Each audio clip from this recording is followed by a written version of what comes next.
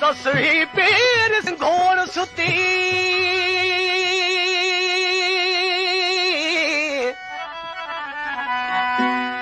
ओ सस ही पेर घोड़ सुती मत केच थी मिन लत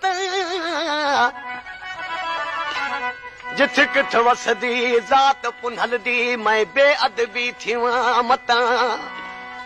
शहर बंभोर दा लोकां लुटिया ओ लुटिया केच शहर दा वल जत गुलाम फरीदा ओ मैं हिक पुनल खातर जर जंग ढूंढे दी वता ओ होत बलोच मूल न चंगी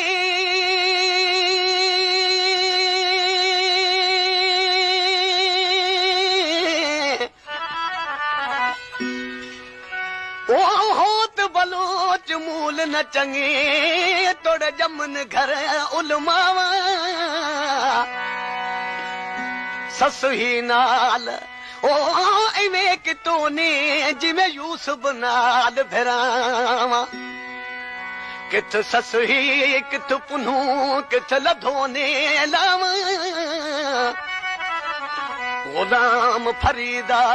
ओ जोगिण बनिया यार दे खातर वञ उभेल में गावा ओ होत बलोच मेहमान सस ही दी वो लाड़े अल्लाह ओए होत बलोच मेहमान सस ही दे जबान दे मिठड़े अंदर दे काले रखन यारिया अदन गारिया पिछे तोड़न कानो अबाले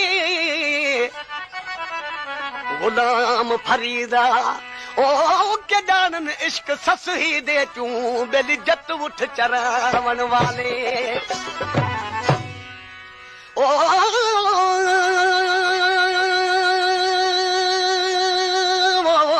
लाड़े अल्लाह ओ केच कोलू में को रोक न भेण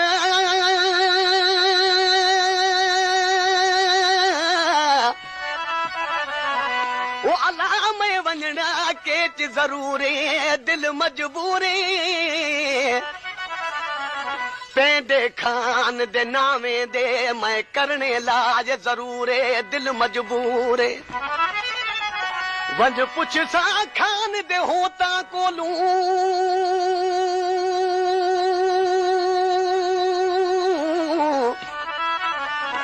ओ अल्लाह मेरे तने क्या कसूरे दिल मजबूरे खान पुनल वो खाने में दाए अखियां दा नूरे दिल मजबूरे मगो भी दुआ रब पाक कोलू ओ मैं को सोना करे मंजूरे दिल मजबूरे ओ मुझो रात पुनू वठी व्या तारन में ओ मुझो रात पुनू वठी व्या तारन में जलवारी वसाया पई ओ वारन में ओ मुझो रात पुनू पुनू वठी व्या तारन में अला मुझो रात पुनू वठी व्या तारन में अला मुझो रात पुनू वठी व्या तारन में जलवारी वसाया पई ओ वारन में ओ मुझो रात पुनू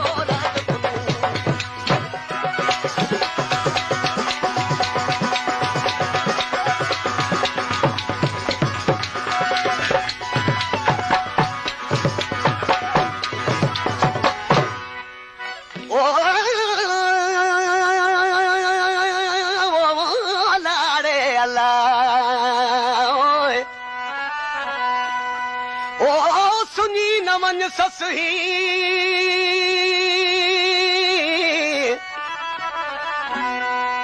ओ सुनी न वन सस ही अल्लाह अॻियां नए नए नाग बुझन वो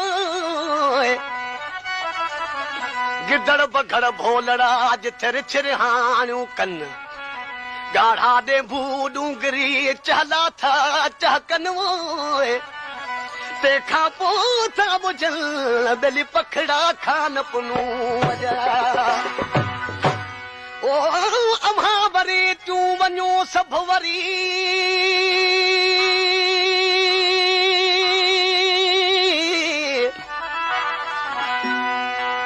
ओ अम्हा वरी तूं वञो सभु वरी आवर बिना वेसली वञा कीअं वरी घोड़ा ऐं फिराक जी अॻियों ॿुझे ॻाल्हि गरी मुंभऊं जन जे बरी अॼु डूंगर से डोरीन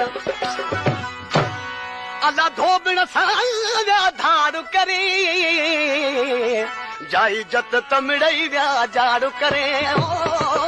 अला ओ अला अला धोबण सां विया धाड़ करे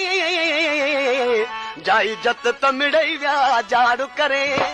ओ बिना सौज सीने मंझ साड़ू करे ओ बिना सौज सीने मंझ साड़ू करे अला बिना सौज सीने ओ बिना सौज सीने मंझ विया साड़ू करे